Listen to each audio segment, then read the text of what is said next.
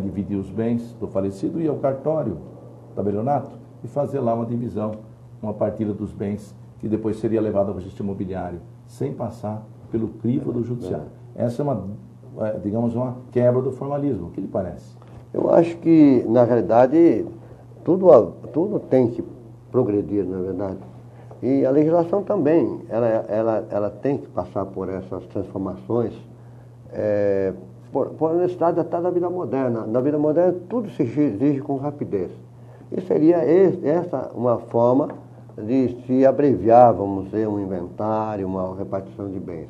Evidentemente que é necessário que o legislador tenha muito cuidado ao elaborar, porque tem que tomar uma série de providências para evitar que haja fraude na declaração, na divisão dos bens, etc. E, então, existe uma parte da sociedade que reluta em aceitar isto. Mas eu tenho a impressão que é uma questão de tempo em que se vai arranjar, vamos dizer, um meio termo para conter esses casos. Evidentemente que também, no atual código, existe essa possibilidade de fraude, com menos efeito porque tem a fiscalização de um juiz.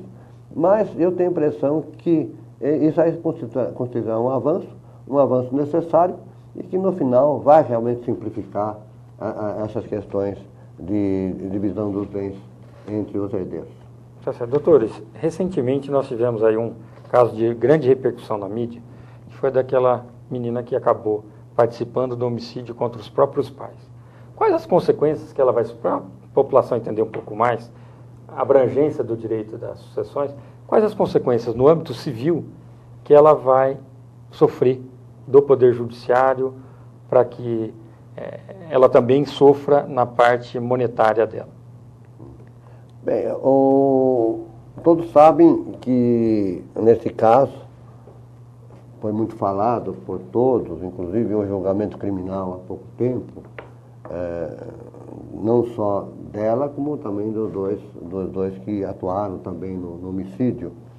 E ela, segundo consta, ela teria um irmão, que seria, na época, provavelmente, menor de idade, não é verdade? E a legislação, então, diz que este caso de homicídio, maltrato contra os pais, falar mal dos pais indevidamente, etc., lançar certas ofensas, etc., em público, certas acusações, levam a uma declaração que se chama declaração de indignidade. A pessoa pode ser deserdada, pode ficar sem qualquer bem, se for considerada indigna.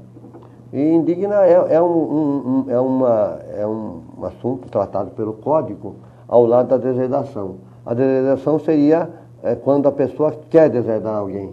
E a indignidade seria pelos fatos ocorridos.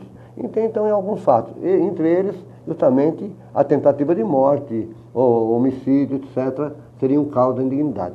Mas que tem que ser pleiteado por aquele a quem a indignidade aproveita. Não é qualquer pessoa que pode promover. A lei não fala que o indigno já está fora do direito. Quer dizer, o irmão dela tem que promover. Que o seu irmão entre com ação, né, que é declaração de indignidade, para que ela seja alijada dessa parte dos bens, né, doutor Cleiton? Exatamente. Exige-se ação de indignidade. Tem que se provar o fato em si. Claro que a condenação criminal já vai ter essa repercussão, serve como prova do fato. E isto se chama também de ingratidão. É um nome antigo, clássico, ao lado da indignidade que está no Código. Que é ingratidão, que assuma ingratidão essa contra aquele que gerou a pessoa, no caso o pai, e a mãe serem mortos, até com intuitos menos nobres, que exatamente receber, o torpe, né, de receber a herança por antecipação. Daí essa penalidade que, bem dito pelo Amorim, depende de uma ação própria. Agora é interessante que a Suzana também renunciou à herança. No último julgamento, o advogado entrou com essa petição dela lá como se fosse uma prova de que ela então está deixando de lado o seu direito, que não tinha esse interesse. Apresentou uma renúncia da herança. Não sei se essa renúncia foi levada realmente ao juiz do inventário. Ele apresentou como um teria valor, doutor? Você só entrega lá na hora do julgamento? Não que é tem. por uma autoridade A renúncia tem que ser por escritura pública ou termo nos autos. Então tem que ser apresentado ao juiz, o juiz tomar por termo, ou levar uma escritura pública de renúncia lá no processo. Senão, não vale. Ele pode até ter exibido em termos e não levado, não sei. Se levou, claro que produzirá efeitos como renúncia, aí até dispensa a declaração de indignidade, porque já está abrindo mão da herança. Nesse caso específico, se ela fosse filha única, os pais não teriam avós, ainda assim ela se aproveitaria da herança ou iria para o Estado? A indignidade é considerada como uma morte fictícia, a prática de uma indignidade. A lei diz que ele deixa de receber herança como se morto fosse. Olha que interessante. Como se morto fosse. Então, ele ou ela não recebe herança, uma vez provada essa situação e requerido por quem tem a direito. Então, vai para outro herdeiro. Quem seria o outro herdeiro? Se não tiver irmão, pode ser um outro parente, ou ascendente, ou colaterais. Colaterais seriam irmãos do falecido, um tio, um sobrinho, um primo, até o 4º grau é primo. Se não houver nenhum parente, aí sim é que vai para o município, que é o beneficiário da herança vacante. Tá certo. Aí o promotor de justiça que pediria isso? É o procurador do município. Procurador do município. Como eu disse, se não tem nem ascendentes nem descendentes, a herança passa para os colaterais. E esses colaterais é que seriam as pessoas que teriam interesse em promover uma ação desse tipo. Nós falamos no caso interno. Hipotético, né? Não, No dos caso dois interno, claro. mortos. Se fosse apenas um deles, iria para o cônjuge sobrevivente, antes que aos colaterais. Seria o viúvo ou a viúva. Como no caso foram os dois, iria para os colaterais, se não houvesse outros herdeiros. Agora eu queria acrescentar o seguinte também, Luciano, que como tudo na vida, depende do bom senso das pessoas. Existe muita queixa de muita gente dizer que o inventário está demorando muito, não é verdade? Mas realmente o inventário não demora. Quem demora são as partes em entrar num acordo para resolver o problema. Porque, veja bem, no inventário nós temos 1001 problemas a resolver. Se for deixado para o juiz resolver, ele vai resolver. Cada um que vai surgindo, ele vai resolver os problemas. Então é necessário que as partes tenham o bom senso de fazer a divisão. Às vezes até de perder alguma coisa, compreende? Às vezes perdendo alguma coisa ganha com o tempo, etc. Então, mas existem famílias que se degladiam tremendamente por qualquer coisinha. Eu tive casos até muito engraçados na minha vida, né? De pessoas se debater por bobagem, na verdade, até por uma xícara de café que pertenceu ao avô, pertenceu à avó, compreende? E deixam as coisas importantes de lado.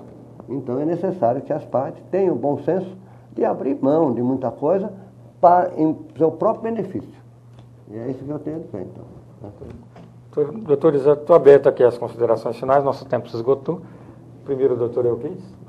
Eu agradeço essa oportunidade muito relevante de estar aqui com o doutor Sebastião Amorim, que é meu amigo particular, é meu presidente da APAMAGES, meu irmão e também um mestre, porque tem sido meu parceiro de tantas obras jurídicas e também de tantas palestras e outros eventos.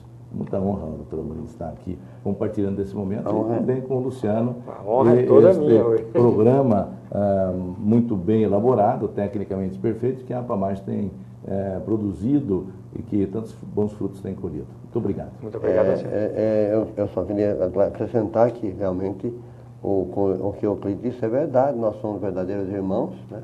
Não é de hoje, muito tempo. E nós tivemos algumas obras, inclusive esta aqui do Inventário de Partilhas, que está na sua, graças a Deus, na 20ª edição, e que nós atacamos muitos pontos desses que foram perguntados. E eu quero dizer o seguinte, Luciano, o programa está de parabéns pela colheita de perguntas que foram feitas. Muito bem feitas, num espaço de meia hora, né? Então foram atacados pontos muito cruciais do assunto. Então o programa está de parabéns pelo seu diretor, por toda a equipe. Tá certo. Muito obrigado. Olha, a equipe do Frente a Frente com a Justiça que tem a agradecer a presença dos senhores. Tenham todos uma ótima semana e até o próximo programa.